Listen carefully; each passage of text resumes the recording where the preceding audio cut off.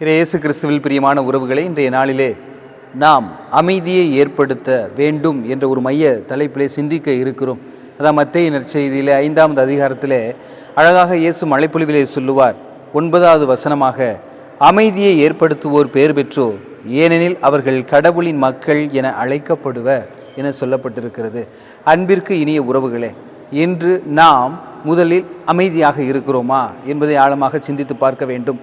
நம்மிடமே அமைதி இல்லை என்றால், அமைதியை ஏற்படுத்த முடியவில்லை என்றால், கலங்கிய குளங்களாக இருந்தோம் என்றால் எப்படி நாம் பிறருக்கு அமைதியை கொடுக்க முடியும் என்பதை ஆழமாக சிந்தித்து பார்க்க வேண்டும்.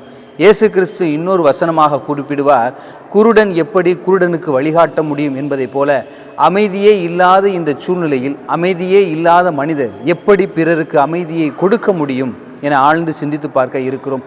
இந்த உலகத்திலே வாழக்கூடிய ஒவ்வொரு மனிதர்களும் ஒரு வகையான பரபரப்போடு வாழ்ந்து கொண்டிருக்கிறார்கள். வாழ்க்கையுடைய நுணுக்கத்தை அனுபவித்து ஆராயாமல் அவர்கள் பரபரப்பாக இருக்கக்கூடிய இந்த சூழ்நிலையிலே அமைதியை இழந்து தவித்து கொண்டிருக்கிறார்கள். முதுமையிலும் அவர்கள் அமைதி இல்லாமல் அலைக்கழிக்கப்பட்டு உடல் நோயினாலும் உடல் உபாதைகளினாலும் பாதிக்கப்பட்டவர்களாக அமைதி இழந்தவர்களாக இருக்கிறார்கள். இந்த பிறப்பு என்பது நமக்கு கொடுத்திருக்கக்கூடிய ஒரு வரமாக இருக்கிறது. ஆண்டவர் கூறுவது போல அமைதியை ஏற்படுத்துகிற ஒவ்வொருவருமே பேறு பெற்றோர் என்று சொல்லப்படுகிறது.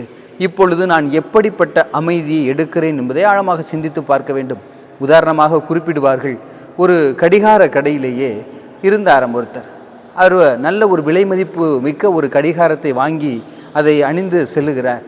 வேறு ஒரு கடைக்கு சென்ற பொழுது தவறுதலாக அந்த கடிகாரத்தை காணவில்லை. அது எங்கே விழுந்தது என்று தெரியவில்லை. எல்லோரும் தேடுகிறார்கள், தேடி தேடி பார்க்கிறார்கள். அந்த கடையில் எங்கே இருக்குது அப்படின்னு கண்டுபிடிக்கவே முடியலை. உடனே அந்த கடையினுடைய உரிமையாளர் கொஞ்சம் மெதுவாக வந்தார். வந்து எல்லாரும் வெளியில் போங்க கடையிலிருந்து முதல்ல அப்படின்னு சொன்னார். உள்ளே இருக்கக்கூடிய எல்லாரையும் வெளியேற்றினார். வெளியேற்றிட்டு கடையை அவரை உள்ளே விட்டுட்டு கடையை சாத்தினார். கடையை சாத்தி முடிச்சோன்னே, கொஞ்ச நேரம் அமைதியாக இருங்க, பேசாதீங்க, எதுவுமே பேசாதீங்க, கண்ணை மூடுங்க அப்படின்னு சொன்னார். என்னையா கடிகாரத்தை காணாமனு கத்துனா நீ கண்ணை மூடி தியானம் பண்ண சொல்ற என்று கடிகாரத்தை தொலைத்தவர் கத்துகிறார். கடையினுடைய உரிமையாளர் சொல்லுகிறார், அமைதியாக இருங்கள் என்று. அவர் அமைதியாக இருந்தார். ஆனால் தொலைத்தவரோ அமைதியாக இருக்க முடியவில்லை. ஏனென்றால் அவர் விலை உயர்ந்த கடிகாரத்தை தொலைத்து விட்டார் என்ற மன குமுறலிலே இருக்கிறார். ஆனால் கடையினுடைய உரிமையாளர் அமைதியாக இருக்கிறார். அமைதியாக இருந்தனுடைய விளைவு, கடிகாரம் சுத்த வேண்டிய அந்த நேரத்தில் சுற்றுகிறது. அதனுடைய ஓசையை கேட்டு கடையினுடைய உரிமையாளர் அந்த கடிகாரத்தை சரியான திசைக்கு சென்று எடுத்து அவரோட கரையிலே கொடுக்கிறார். இப்பொழுது கடிகாரத்தை தொலைத்தவருக்கு மிகப்பெரிய ஒரு வியப்பு. இது எப்படி உங்களால் நிகழ்ந்தது என்று கேட்கும்போது, நான் என்னுடைய மனநிலையை கடிகாரத்தில் மட்டும்தான் செலுத்தினேன். அது எங்கு உள்ளது என்பதை கவனிக்க, அதனுடைய ஓசையை கவனிக்க நான் என்னையே அமைதியாக்கி கொண்டேன், என் சுற்றுப்புறத்தையும் அமைதியாக்கினேன் என்று அழகாக சொன்னார். அன்பிற்கு இனிய உறவுகளே, இன்று நாம் எதை தொலைத்திருக்கிறோம் என்பதை ஆழமாக சிந்தித்து பார்ப்போம். நம்மால் ஏன் தொலைத்த அந்த அமைதியை கண்டுபிடிக்க முடியவில்லை என்றால் இதுதான் காரணம். நம்முடைய உள்ளம் கலங்கிய குளங்களாக பரபரப்பான நிலையில் இருப்பதனால்தான் ஏனோ நாம் அமைதியை தேடி அழைகிறோம், மகிழ்ச்சியை தேடி அழைகிறோமே ஒழிய நாம் அதை இறுதி வரையிலும் கண்டுபிடிக்க முடியாத மனிதர்களாக இருக்க காரணம் பரபரப்பாக இருப்பதுதான். ஆனால் ஆண்டவர் சொல்லுகிறார், நீ அமைதியாக இருந்தாய் என்றால் என்னுடைய மகனாக இருப்பாய், மகளாக இருப்பாய் என்பதுதான் ஆண்டவர் இயேசு கிறிஸ்து நமக்கு சுட்டி காட்டக்கூடிய ஒரு உண்மை சம்பவமாக இருக்கிறது. எனவே அன்பிற்கு இனிய உறவுகளே, நாமும் அமைதியில் இறைவனை காண முயற்சிப்போம். அதனால்தான் பாடல் ஒன்று கூட சொல்வார்கள், அமைதியின் தூதனாய் என்னையும் மாற்றும் இறைவா என்று அசிசியார் பாடியிருப்பார் என்று சொல்லியிருப்பார்கள். எனவே அசிசியார் பாடல் பாடியது போல அமைதியின் தூதுவனாய் நம் ஒவ்வொருவனையும் மாற்ற வேண்டும்.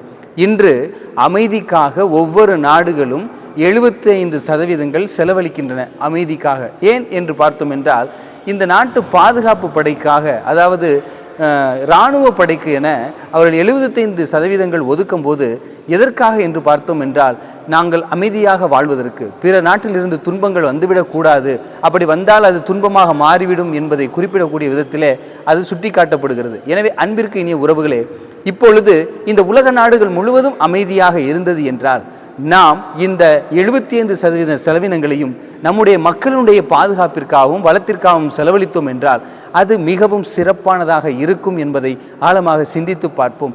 எனவே இன்று அந்த இராணுவத்திற்காக, பாதுகாப்பிற்காக இப்படி அமைதியை ஏற்படுத்த செலவினங்கள் இன்று அதிகமாக ஏற்படுத்தக்கூடியதாக இருக்கிறது. எனவே இன்று நம்முடைய குடும்பத்தை எடுத்து நாம் பார்ப்போம். கணவன் மனைவிக்கு இடையே இருக்கக்கூடிய அந்த அமைதியின்மைக்கு காரணம் என்ன என்பதை ஆழமாக சிந்தித்து பார்க்க வேண்டும். ஏன் திரு குடும்பம் என நாம் அன்னை மரியாளையும் இயேசுவையும் சூசையப்பரையும் சொல்லுகிறோம் என்றால், அவர்கள் ஒவ்வொரு சூழ்நிலையிலும் ஒவ்வொரு பதற்றத்திலும் அமைதியாக இருந்து இறைவனுடைய சொல்லுக்கு கீழ்ப்படிந்ததனால் அவர்கள் திருக்குடும்பமாகினார்கள். இரண்டாவது, தங்களிடம் என்ன இருக்கிறதோ அதை மட்டும் பகிர்ந்து வாழ்ந்தார்கள். தங்களால் என்ன முடியுமோ அதை செய்து இறைவனை போற்றி புகழ்ந்தார்கள். ஆனால் இன்று நாம் எப்படிப்பட்ட சூழ்நிலை இருக்கிறோம்? அவர் அது வைத்திருக்கிறார், இவர் இது வைத்திருக்கிறார், நானும் அதை வாங்க வேண்டும் என்று அமைதியை துறந்து ஆரவாரம் செய்து கொண்டிருக்கிறோம். நம்முடைய உடல் ஆரவாரத்தில் இருக்கிறது என்பதை ஆழமாக சிந்தித்து பார்க்க வேண்டும். தொடர்ந்து நாம் அமைதி என்ற நிலைக்கு செல்வதுதான் இந்த வாழ்க்கையாக இருக்கிறது. இந்த அமைதிக்கு செல்ல நான் என்ன செய்ய வேண்டும் என்றால், சிறிது நேரம் மௌனமாக இருக்க வேண்டும். வாய் மௌனம் மட்டுமல்ல, உள்ள மௌனமும் நமக்கு தேவை என்பதை ஆழமாக சிந்தித்து பார்க்க வேண்டும். அதனால் ஆண்டவர் இயேசு கிறிஸ்து கூட மத்தேயு நற்செய்தியிலே சொல்லுவார், 5வது அதிகாரத்திலே, ஆம் என்றால் ஆம் எனவும் இல்லை என்றால் இல்லை எனவும் சொல்லுங்கள். இதை விட மிகுதியாய் பேசக்கூடிய ஒவ்வொரு வார்த்தையும் தீயோனிடமிருந்தே வருகிறது என்று சொல்லுகிறார். அன்பிற்கு இனியவர்களே, இன்று நம்முடைய வாயிலிருந்து என்ன வருகிறது? பிறருக்கு அமைதியை ஏற்படுத்தக்கூடிய விதமாக, பிறருக்கு ஆறுதலை கொடுக்கக்கூடிய வார்த்தையாக வருகிறதா? இல்லை பிறருடைய அமைதியை சீர்குலைக்கக்கூடிய, அந்த சமூகத்தினுடைய அமைதியை சீர்குலைக்கக்கூடிய விதமாக நாம் இருக்கிறோமா என்பதை சிந்தித்து பார்ப்போம். எவன் ஒருவன் பிறருடைய அமைதியை கெடுக்க நினைக்கிறானோ முதலில் அவன் அமைதியாக இல்லை என்பதுதான் பொருளாக இருது. எவன் ஒருவன் பிறருடைய குடும்பத்தை சீர்குலைக்க நினைக்கிறானோ முதலில் அவன் குடும்பம் சீர்குலைந்து இருப்பதுதான் அதற்கு முக்கிய காரணமாக இருக்கிறது. எவன் ஒருவன் தான் அமைதியாக இருக்கிறானோ அவன் குடும்பத்தையும் அமைதியாக வைத்திருப்பான், அந்த சமூகத்திலும் அவன் அமைதியாக இருப்பான், அதற்கு காரணமாகவும் இருப்பான். கலகக்காரனாக இல்லாமல் அமைதியின் தூதுவனாக நாமும் புறப்படுவோம், இயேசுவோடு பயணிப்போம். இயேசு அவ்வளவு பெரிய கூட்டத்திலும் பிலாத்துவுக்கு முன்பால் கேட்கிற கேள்விகளுக்கும் கத்தாத செம்மறியாக அமைதியாக இருந்தார். அந்த அமைதி பலருக்கு குழப்பத்தை ஏற்படுத்தியது, பலருக்கு நெருடலை ஏற்படுத்தியது. ஆனால் இறைவன் சொல்லுகிறார், நீங்கள் வளவென்று எங்கும் பேச வேண்டாம், என்ன பேசுறது என பயப்பட வேண்டாம்.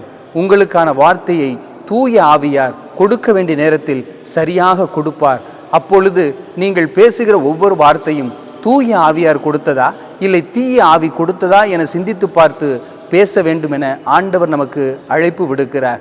எனவே அன்பிற்கு இனியவர்களே, அமைதியை ஏற்படுத்த ஆண்டவரோடு நாமும் பயணிப்போம். நம்மையே நாம் முதலில் அமைதியாக்குவோம். பிறரை அவர்கள் நம்மை பார்ப்பதன் மூலமாக பிறரும் அமைதியாவார்கள், அமைதியை நேசிப்பார்கள். இந்த உலகத்தில் நாம் அமைதியை நேசிப்பவர்களாக இருந்தால் மட்டும்தான் இந்த உலகமும் நாமும் நல்ல முறையில் சீரான முறையில் இருப்போம். ஆரவாரம் செய்து கொண்டிருந்தோம் என்றால், நாம் ஆரவாரம் செய்தோம் என்றால் எப்படிப்பட்ட ஒரு நிலை என்றால், இப்பொழுது இதயம் மட்டும் கோபமாகிறது, அதிகமாக துடிச்சுக்கிட்டே இருந்துச்சு அப்படின்னா நம்ம இறந்து போய்விடுவோம். அதுதான் ஹார்ட் அட்டாக் அப்படின்னு சொல்கிறோம். எனவே நாம் மூச்சை அதிகமாக கோபப்படும் போது மூச்சை அதிகமாக இழுக்க உடம்பு சூடேறி நோய்களை உருவாக்கக்கூடிய சுரப்பிகள் அதிகமாகிறது என்பது விஞ்ஞானிகளுடைய கருத்து. எனவே அன்பிற்கினியவர்களே, நாம் அமைதியை ஏற்படுத்தக்கூடிய அமைதியான நிலைக்கு செல்லும்போது நாம் அதை ஆழமாக சிந்தித்து பார்க்க வேண்டும். யூதருடைய காலத்திலே கடல் கொந்தளிப்பை பார்த்தார்கள் என்றால் அது பேய் வந்துவிட்டது என சொல்லுகிறார்கள். அது கொந்தளிப்பை குறித்து அவர்கள் குறிப்பிடக்கூடியது. எனவே இன்னைக்கு நம்முடைய மனமும் ஒரு கடலை போல் கொந்தளிக்கிறது என்றால் நாம் அதில் எப்படி பயணம் செய்ய முடியும் என்பதை ஆழமாக சிந்தித்து பார்க்க வேண்டும். தொடர்வோம், நாமும் அமைதியாக இருப்போம், பிறரையும் அமைதியாக பார்த்து கொள்வோம். ஆமென்.